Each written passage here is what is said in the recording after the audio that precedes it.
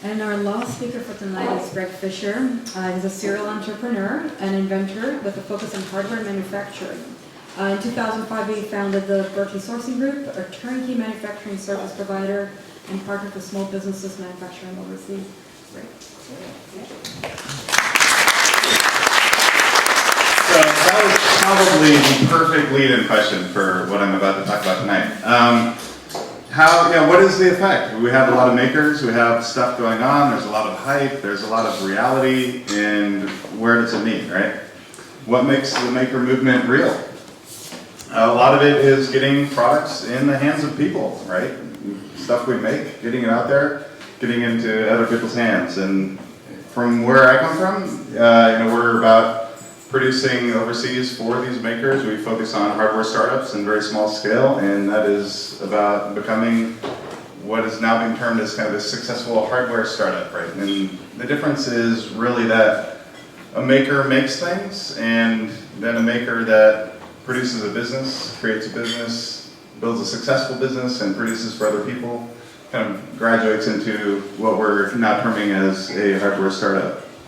So, how many of you are in software? Raise your hands. All right, so we got a few. We're, kind of Silicon Valley here. We're used to this idea that we can have an idea, build a product, do it ourselves in the garage, make $1 million, get it out all over the world. And I don't want to simplify it, but I'm not a software guy, so I'm gonna. Basically, it's kind of coding and business acumen, right? You build a business, you have some code, you build a website, you can do it all with 1 or 2 people. Not a really big challenge, right? Obviously,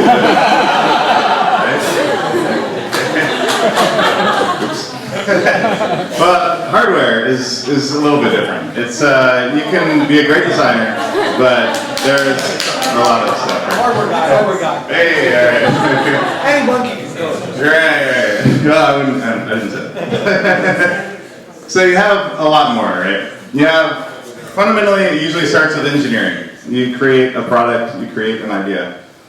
Then you have to prototype it. You have to build it. You need prototyping skills. You need access to machines that can make what you're trying to make. Tech shop, awesome. You need money. This stuff isn't cheap. It's a little bit different. You need to buy a lot of materials. You need to try around. You need to do a lot of different things that cost money. You need market feedback. With software, you can kind of throw it out there. You can get feedback. With hardware, you spend $10,000, you throw it out there. Spend another $10,000, you throw it out there. You want to get as much feedback as you can early and often, so that you know that you're making the product that you're willing to invest in, that you're raising your money for. Tooling is a big part of that. Tooling for injection molding, you start at anywhere from $5,000, could be up to $150,000, $200,000 for tools to make a mass production product. You can't really skimp. There's no easy way to get around that. You can 3D print things, and that's great for iteration, but it doesn't really get you the final product as it's going to be produced in its final state. Often you need overseas production. You need to know how to manage a team, how to manage manufacturing, how to build those relationships, how to communicate, how to bridge the language barrier, and all of that. You need to know how to manage that. Quality control, you can do all of that, and then you can have a defective issue that goes through your entire production line. That $100,000 gets shipped and arrives at your door and is no longer working. You need packaging. Packaging is kind of its own little thing. It's just one of these little niches where you need to understand, how to present your idea right, how to do the artwork, how to have a really good onboarding experience. Real products can hurt people. It's not just a website. It can, it can be dangerous. It can blow up. It can light on fire. It can do lots and lots of things that you probably didn't think about before you built it, and until you really tried it out and ran it through the ringer a little bit. With that, you need certifications. You need to protect your IP. Right? You need to know not only legally, but operationally. How do you protect your IP? How do you get fast to market? And I totally agree with Mark. It's a lot of it is just getting out there faster than the next guy, because that is sometimes the best way to protect your IP. There's lots of ways, but you need to understand that. You still need to know how to run a business. You need to know how to manage people. You need to know how to direct the team, pull everything together, know what your market wants. You need to know shipping and logistics. You need to know, where you're shipping, how you're shipping, what are the Incoterms, all that good stuff. And then you need to know how to get it into retail. Sometimes retailers want different packaging. They want things done in different ways. You have to please your customers in retail. And then finally, you get it out there, you think you're all done, you still have to provide customer service, right? You need to let people know how to use your product, what they do when something goes wrong, and you need to provide that ongoing support. So, long list, right? You've got a lot to do. It's not easy. And that's why if you go to these hardware startup meetups, right, probably the one thing you've heard most is that hardware is hard. And it is hard. But we've come a long way, right? We've all kind of heard these stories, I think, growing up with the American dream, and Joe Schmo invented this product and he sold 1 million of them and it was great and he lived happily ever after. If you really look at those stories dating back, there's almost always some significant kind of outlier that person had a good relationship with a distributor or a lot of money or something that really allowed them in the door to big business, and the big business really drove the business. Nowadays it's different. There are a lot of tools that can be used that are making life a lot easier for hardware startups. And I'm going to give a quick rundown of kind of some of those tools tonight, what they are, how they're changing the space. And then I'm going to talk a little bit about the people that I've worked with that are using them and who they are and how they've done that to be successful. So, prototyping. So we've talked about 3D printing. It's great. It's super iterative. You can print it out. You can see what it does. You can try it. You can change it. You can be very quick to go to your next idea. Tech Shop, little plug, absolutely great. Tools, industrial tools. It's hard to do good stuff on domestic products. You need to, as far as like home products, you need industrial level tools to really get the tolerance and the things that you need working. Co-working spaces. So, I'm going to mention actually a lot of people building these tools and in this environment that are here tonight, luckily. So we have Seth Helsley, raise your hand, and Justin with Blue Sprout and HollisWorks. They're building co-working spaces that are pulling together real hardware startups, people that are looking to build products. They'll have light industry, prototyping, warehousing, co-working with lots of like-minded people to share ideas. And this is really going to drive the whole prototyping and building new products for businesses. You have Arduino, which was mentioned a little bit earlier, which is a new way, an open source platform to bring in electronics and quickly iterate electronics ideas. Next you have funding and market validation, and I really put these together as far as crowdfunding goes because everyone kind of thinks of, wow, it's great to get money early. It's great, the crowdfunding thing, to get money before you're spending it, right? Cash flow, I think I've heard different numbers, but is usually the 90-95% of small businesses fail due to cash flow problems, is one stat. And crowdfunding is a great way to go because you get the money before you spend it. So you sell your product before you've even made it, before you've spent that money. You get that money, you use it, it's very quick to market. But even more important, I think, with the crowdfunding is the market validation. You know that people are willing to buy your product. Otherwise, how do you really know? Your friends and family give you great reviews, you show it to some people.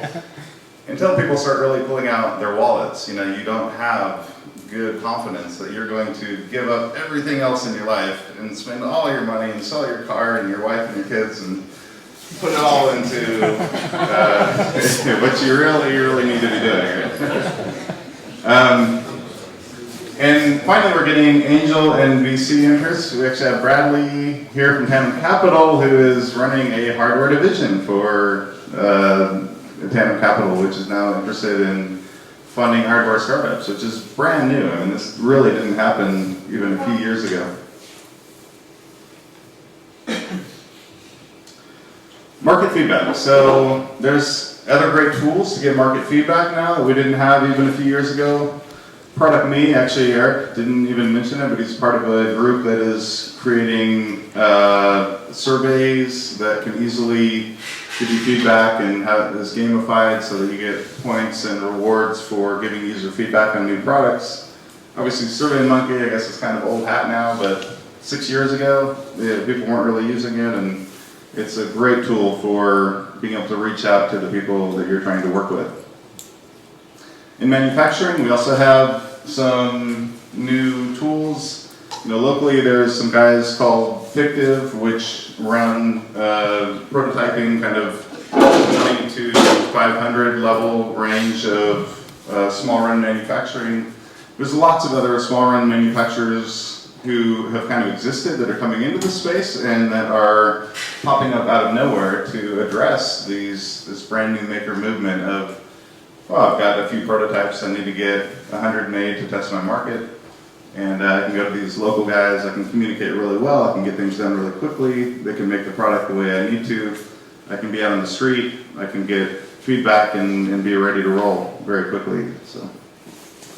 Then there's also more folks like us popping up that are managing the overseas communication. And I started in China 10 years ago. I was working for a tool company that we did $30 million a year as the quality control manager. We had problems. We had drills exploding in people's hands. We had given specifications. We had a team on the ground. We had everything pretty much lined up, but still, there was a huge gap between what we were communicating and what we were getting and how we managed that process. And so, the original reason I started Berkeley Sourcing Group was to give people that team on the ground. You don't need to learn Chinese, you don't need to understand all of the things you don't know, right? We know what you don't know so that we can help guide you and avoid major missteps, which one thing about hardware is each misstep is potentially fatal. You really need to know how to avoid those and manage those well.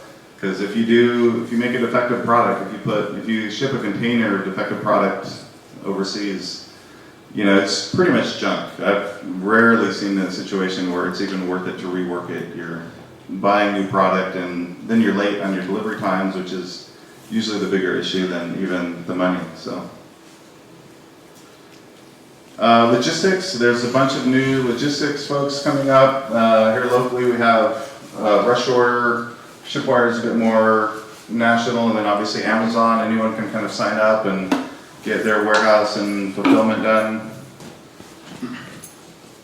Sales and distribution is a lot easier. Obviously you have Amazon where you can simply sign up. Direct your website is much easier. There's a lot more tools to build websites, e-commerce, to promote your materials. There's also a couple sites coming up. Is Chris here? We had Chris from Celery who's supposed to be here, but there's 2 sites that are also locally being developed that allow you to pre-sell your product, which is a great way to test your price points and figure out what's working, what's not, before you really hit the market in a big way. So all of this coming together is really making hardware easier. It has been difficult. The success stories have been few and far between, but they're really popping up, getting a lot of attention and becoming very real. So a few of the success stories I've worked with particularly. So this is a BKR. Anyone here have a BKR bottle? Yeah. Wow, that's surprising. Actually, they're getting pretty big. They're in the Gap. They're in Crate and Barrel. So Tal came from a legal background. She had a passion for making something that wasn't a plastic bottle that would leach contaminants potentially, and you could drink out of a glass bottle. She created BKR. This is a glass bottle with a silicone sleeve, and she got into the market really pushing kind of the clean idea, getting out of her kind of lawyer job, and she started selling pretty well and better than she expected, and it turned out that it was actually her love for fashion and her beautiful colors and kind of her presentation that was really driving the market. She realized that, she focused on it. Now she's selling nationally and internationally, Spain, Korea.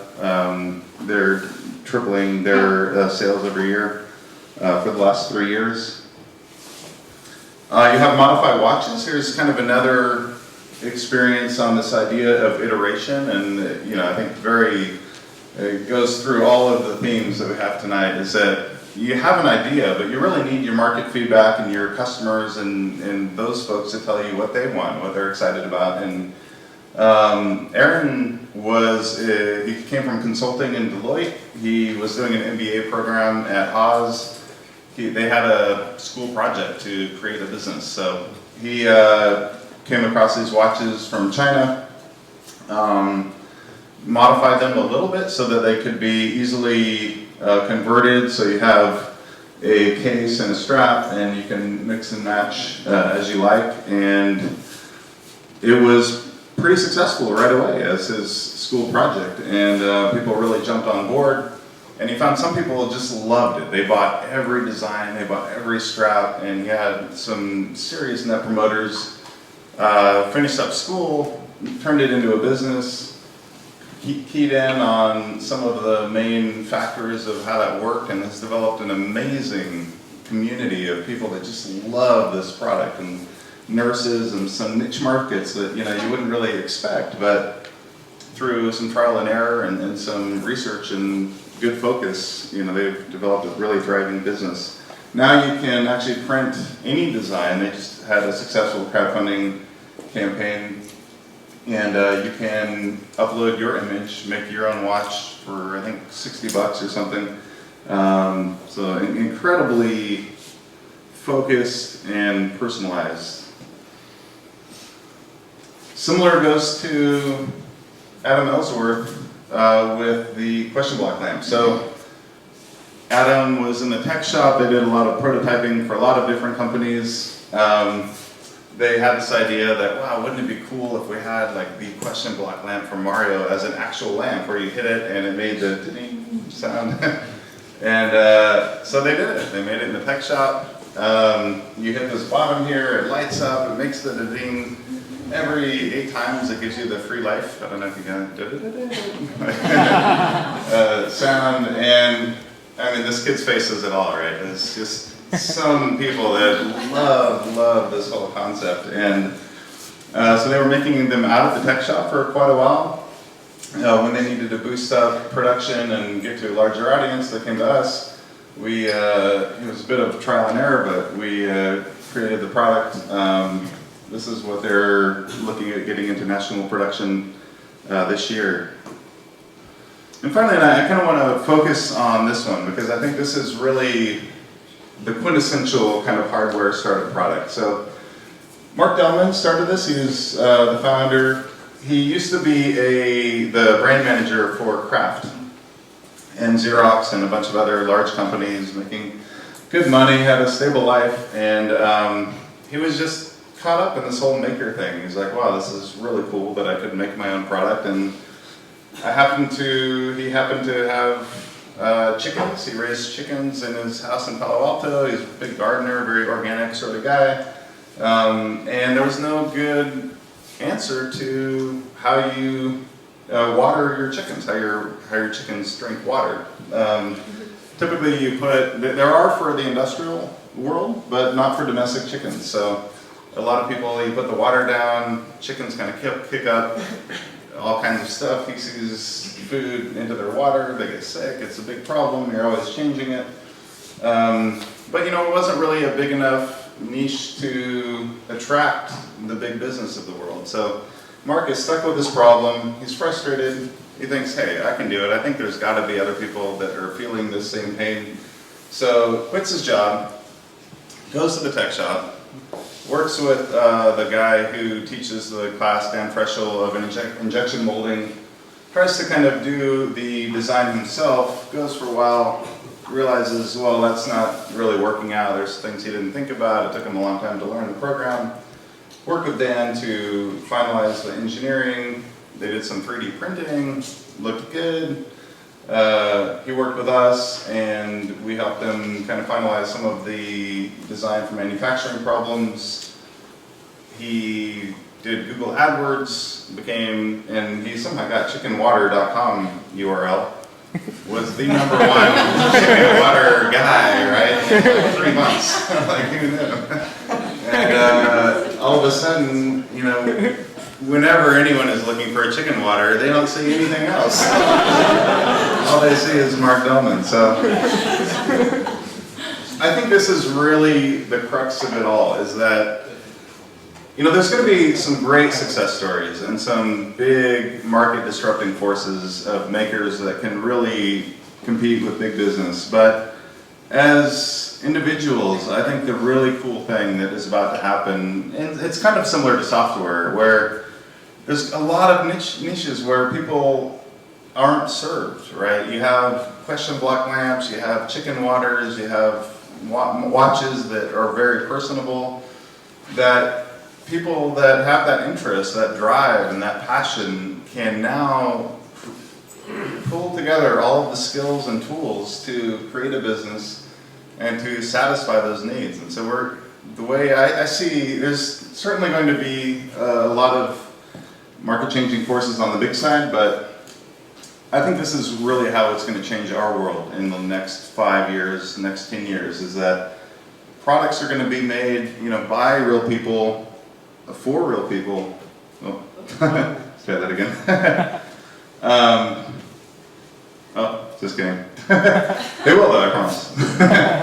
That, you know, will really meet the needs of what we're looking for in smaller markets, and really open up this whole new product line of the fact that, you know, we don't need to make 1 million products. We don't need to make 10 million products. You know, if you can make 100,000 products a year and sell them into your market, you can have a great lifestyle business. You can piggyback that onto other products. You can really connect with a very significant market in your own very personal way that big business clearly hasn't done for a long time, and they're getting farther and farther away from that until, you know, these folks and us as makers are really forcing them to realize, hey, there's a lot of good stuff here, and we're going to make it ourselves. So that's my 2 cents. Thanks so much.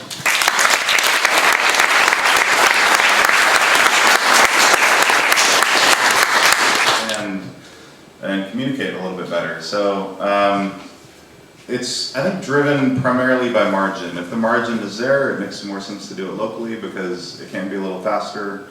We have tons of experience and design expertise here, but if you're more cost conscious, it certainly is going to be also more competitive to go overseas.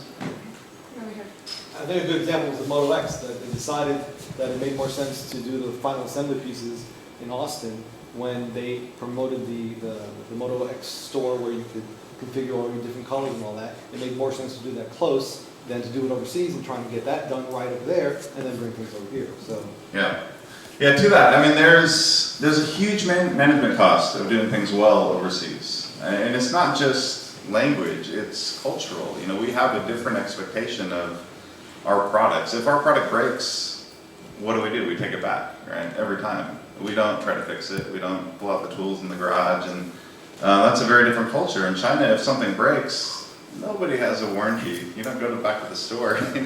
You go to the guy who's right outside your apartment on the street who fixes shoes and bicycles and whatever else, and you give him your product, and he fixes it for, you know, $3. So there's a lot more to it, and management is a big part of it. So there's a huge natural advantage to working within your own culture and not having the shipping and time delays as well. Barbara. Across all of the speakers today, you've introduced the power of the maker movement and whatnot, and in particular with your experience with sourcing of components, do you see a future in which there is a vertical integration, a certain level of vertical integration for middlemen, providing the services for inventors and then handling the back end of it, the sourcing and components, and in particular inventory management for those companies as inventors come in, and our previous speaker talking about the retail side. Definitely. I mean, it's a tough question, and every space is very, very different, right? I mean, cash flow is huge, so wherever you can save money and go direct and do it effectively, then that's a good idea. But at the same time, it's very, very complex, and so having, I think, especially good high-level guidance, right? The main thing is to avoid those huge missteps. If you have something that can go wrong, and in hardware it really goes wrong, whether it's not identifying the right market, whether it's investing in the wrong tooling, whether it's having defective product, the missteps are huge. And so there's a huge cost savings of just kind of doing things right and avoiding those huge pitfalls. That being said, there's a lot of great tools where you can go direct now. And so you kind of, I think it's important in getting more complex that you have to pick and choose. And you certainly have to have, I think, the right people on your team. One thing I didn't talk about here, but is pretty relevant, is that I've worked with 600 hardware startups in 9 years, and I've seen lots of people not make it, and I've seen some people make it, and there is an incredible correlation between the business sense and marketing ability of the business and their success. I mean, it is almost a direct correlation of how well do they understand their market, how well can they run their business, versus how successful they are. And it's interesting because, first you would think it's about the product, right? It's about, wow, this is a really, really cool product. How can it not work? Well, there's 1,000 ways it can not work. And so if you have a good product, or even a decent product, the key is to run your business really well and to get in touch with your market. And like the BKR, they didn't really set out to be a fashion model. And they never would have succeeded with the idea of really a clean water bottle. I mean, that would have maybe had some success, but where they really blew up was that they realized that there were a lot of it girls, as they call their target market, where these girls, some of them bought every single color, $60, $30 water bottles. Can you imagine? A lot of money on water bottles, but they just loved the fashion and they really bought in. And so you need to have a decent product, but more importantly, you need to run the business really well. And that's where you should focus, I think, as far as middlemen or just guidance, really giving that support. Great, great.